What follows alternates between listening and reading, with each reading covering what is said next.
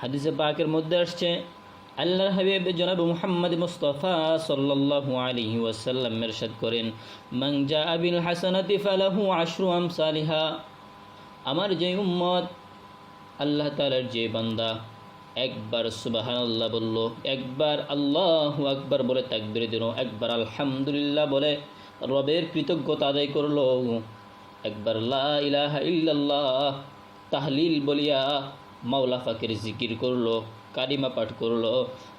তো আল্লাহর হাবিব জনাবে মুহাম্মদ মুস্তাফা সাল্লাল্লাহু আলাইহি ওয়াসাল্লাম বলেন, আমার ওই উম্মত একবার লা ইলাহা ইল্লাল্লাহ বলে নাই, একবার সুবহানাল্লাহ বলে নাই, একবার আল্লাহু আকবার বলে নাই, একবার আলহামদুলিল্লাহ বলে নাই, আমার ওই উম্মত যেন 10 বার সুবহানাল্লাহ আলহামদুলিল্লাহ আল্লাহু আকবার পাঠ করেছে। এই জন্য জনক কবি বলেছেন, একে নেকি গর কুই বান্দা